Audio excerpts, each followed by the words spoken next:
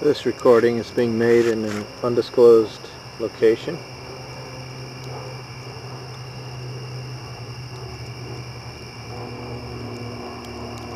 Well, suffice it to be say, it is in the vicinity of a campfire. Oh, and my BlackBerry is off. I'll catch you in a little. I'm given a close-up of this fire because I realized as a third-party candidate a lot of my appeal may be favorable to people who are predisposed to pyromania. You know, I don't want to see things go up in flames. Certainly if our two-party system were to be overthrown by a third-party movement overnight, that would be a fairly upsetting period in our nation's history. And I don't know that I want to see that happen. Not far from this campfire is a tent where my twin kids are sleeping. Most of my children are sleeping, not all, but most of them, and they're very dependent on their dad's continued employment, and that employment in turn is dependent on sort of a stasis in our social order. So I really am invested in the status quo, up to my heels at least, and I'm not a big fan of violent change. I'd like to see leadership that plots a course that allows change to take place in a gradual manner.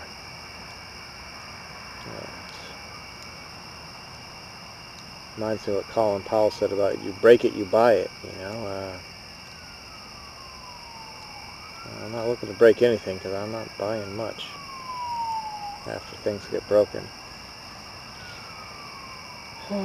I kind of identify with the character in Dr. Zhivago, and I kind of feel like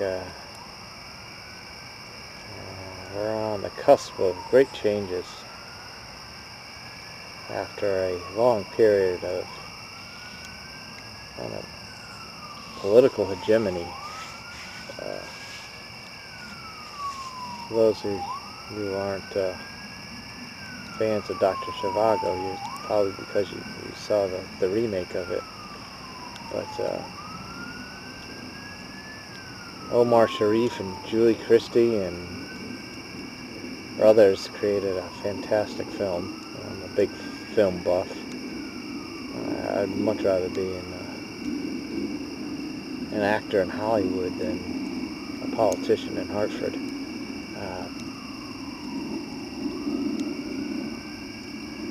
The role I have to play is husband and father of three, and that's, to me, a good one.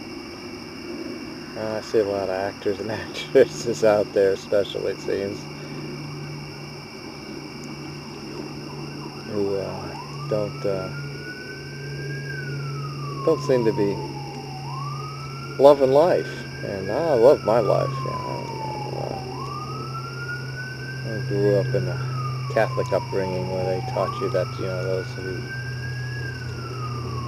love their life will lose it, and those who hate it will get it. And I thought, well, you know, the whole idea is that if you love your life, you fall into sin, and if you hate your life, you follow the Catholic doctrine and enjoy life everlasting. And you know, when I heard that, like, you know,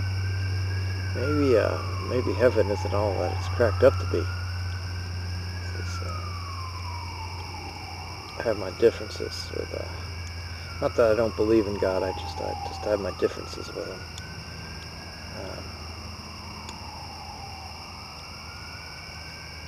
But Dr. Zhivago's great flick, and makes you wonder what you would do under those circumstances. Kind of like the Titanic, you know, if your world was being turned upside down. You know, how would you survive? And I suppose, in the course of my life, I'll see changes that will be radical, relatively radical. Of course, I have a vantage point from the healthcare field as a registered nurse, someone who's been on an oncology floor and seen people confront the end of their life. Change is inevitable.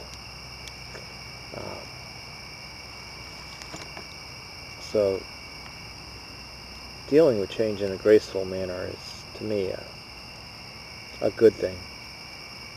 And again, I appreciate leaders who plot a course of gradual change. And unfortunately, in the absence of leadership, you get change anyhow. And that's the dilemma that I have. I see the absence of political leadership leaving us to face certain changes without any preparation.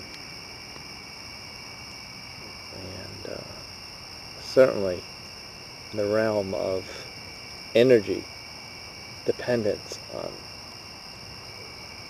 oil, it's a classic case. I don't believe that we can depend on that for the when my kids are in college. I don't think we'll have the supply of oil at anywhere near the price per barrel that we have today.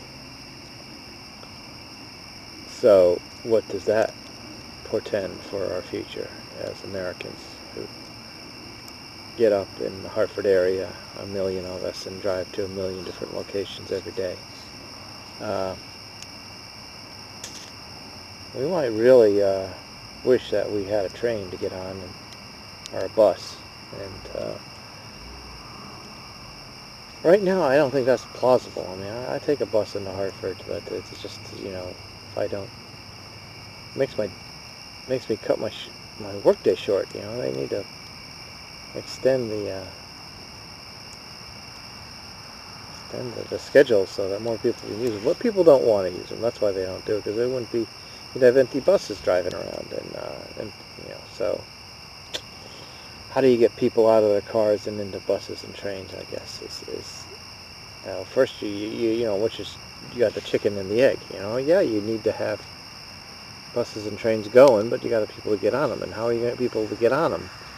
Well, I think it comes down to you really got to incentivize the use of mass transportation. Today or tomorrow, you'll be caught without a means to get from A to B. A being your home, B being your workplace. So that could be ruinous. Those are the kinds of things that are Dr. Zhivago-esque. You know, if we really had an interruption of the flow of oil through the Persian Gulf, what would we do? You know, we'd pay a lot of money for oil, and that would be devastating to the Hartford area. So I applaud efforts to increase mass transportation, because that might be a key to keeping people like me in my house.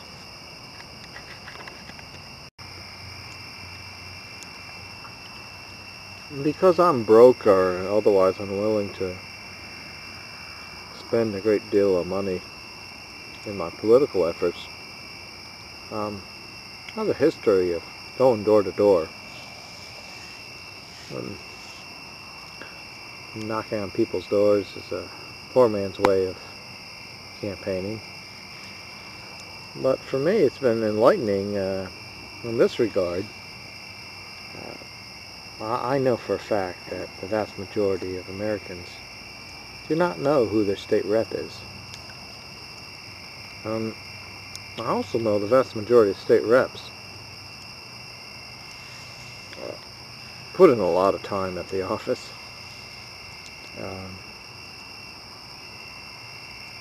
And what I would like to say to the residents of the 20th Assembly District, and now entirely in the city of West Hartford, particularly in Elmwood and the western part of, southwestern part of West Hartford, their state rep has done a lot of work for them, and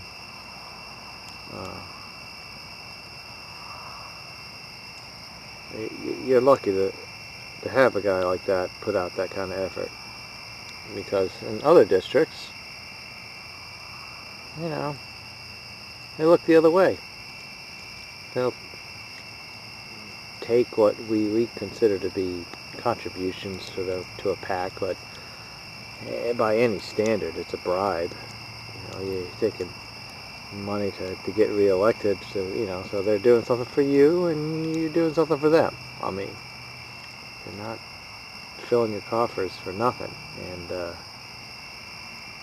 I've always thought if Americans did more for their state reps would do more for them. And I don't know that the residents of the 20th Assembly District are any more attentive to the state capital than any other part of the state of Connecticut. Well, that's why I say you're kind of lucky to get somebody who's working hard for the community in there. And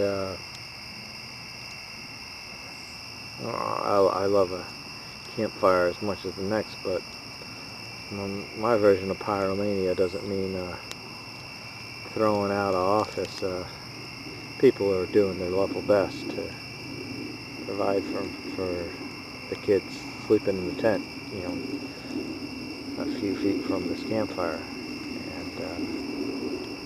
And if I thought I could do a better job, you know, maybe I would knock on a few doors.